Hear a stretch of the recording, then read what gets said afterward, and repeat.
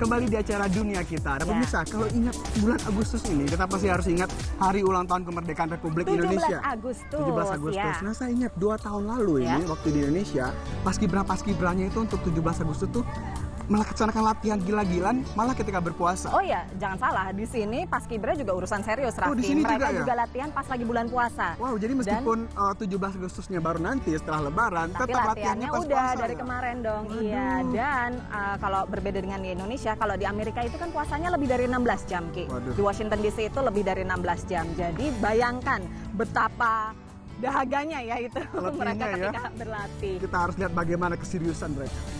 Tegak, maju! Derap langkah mereka serempak dan mantap. Para anggota Paskibra ini adalah putra-putri Indonesia yang menetap di Washington DC dan sekitarnya. Mereka menjadi anggota Paskibra secara sukarela. Latar belakangnya beragam. Ada yang berasal dari keluarga diplomat atau diaspora Indonesia di Amerika. Ada yang baru datang dari Indonesia. Saya di sini udah sekitar 8 bulanan. Saya baru tinggal di Amerika ini 3 minggu. Ini minggu saya yang ketiga. Ada pula yang belum pernah merasakan hidup di Indonesia. Ever since I was born. Yang menjadi pemersatu adalah alasan menjadi anggota Paskibra. Because I want to do something for my country. Because all my friends are doing it, so why not in the Indonesian community? I want to. Kan dari kecil saya liatin ini pertama. Habis itu kan kayaknya age itu harus yang sudah gede. So karena aku sih dulu ikut basket, terus aku lihat latihannya, terus kayak keren gitu. Kecintaan terhadap Indonesia itulah yang membuat para remaja ini rela menyisihkan liburan sekolah untuk berlatih. Tegak, maju! Jangan! Seperti halnya di tanah air, untuk bisa tampil prima dan menjaga kekompakan, para anggota Paskibra Washington DC dituntut tetap berlatih 2 kali seminggu, selama 2 jam. Mereka berlatih di halaman Wisma Indonesia.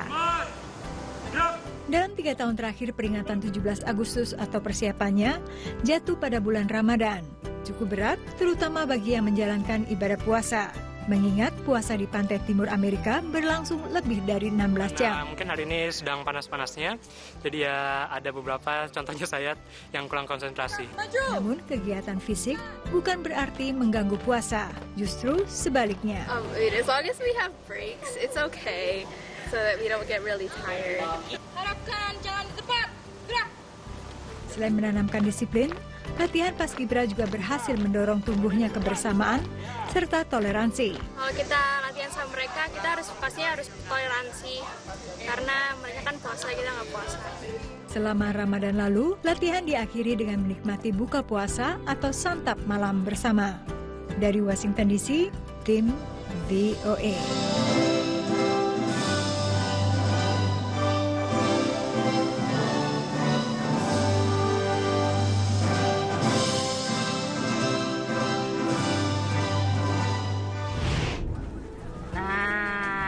Ini nih yang paling dicari-cari waktu halal bihalal pemirsa. Iya, makanan Indonesia. Ada lontong sayur, ada ati juga. Raffi langsung ngambilnya banyak-banyak kesempatan pemirsa. Nah ini memang kalau misalnya pas lagi halal bihalal seperti ini kan yang datang bukan hanya warga Indonesia aja, tapi ada sejumlah tamu asing pemirsa. Ini merupakan kesempatan yang baik untuk memperkenalkan budaya Indonesia. Jadi promosi ya. Betul. Tapi ini bagi orang asing itu yang ingin mencari makanan Indonesia, sebenarnya banyak nggak sih di sini? Ya kalau menurut data dari zabihah.com ya, ini sebuah situs yang memantau ya makanan atau restoran dan juga toko-toko halal di seluruh Amerika. Itu ada sekitar 15.000 restoran halal yang ada di seluruh Amerika Serikat. Tapi yang halal dan menyediakan makanan Indonesia itu tentu jarang sekali. Nah, salah satunya itu ada di kota Pittsburgh, ya? Pennsylvania. Kemarin saya ke sana dan itu gitu. semua makanan Indonesia ada. Nah, rendang, dendeng, gulai-gulayan, sup buntut juga ada di sana. Gitu, waduh menarik sekali. Kalau gitu langsung aja yuk pemirsa kita lihat. Inilah restoran Kusuka di kota Pittsburgh, negara bagian Pennsylvania. Restoran yang buka sejak awal tahun 2013 ini merupakan restoran Indonesia pertama yang menyajikan makanan halal di kota ini. Dengan usaha ini membuka restoran Indonesia tapi yang halal, tapi selain Indonesia juga saya menyelipkan ada menu Cina juga, tapi halal. Bagi pemiliknya, Nurbaiti pribadi atau Betty, membuka Kusuka merupakan cita-citanya memberi pilihan makanan halal bagi warga kota Pittsburgh. pelanggannya tak semua orang Indonesia.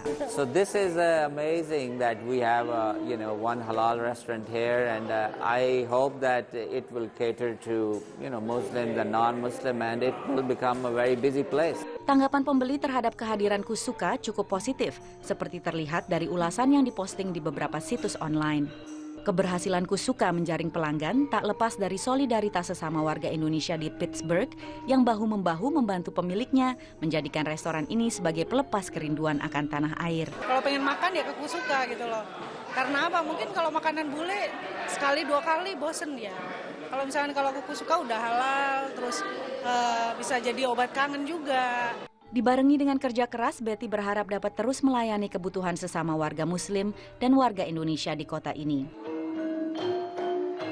Demikian laporan tim VOA.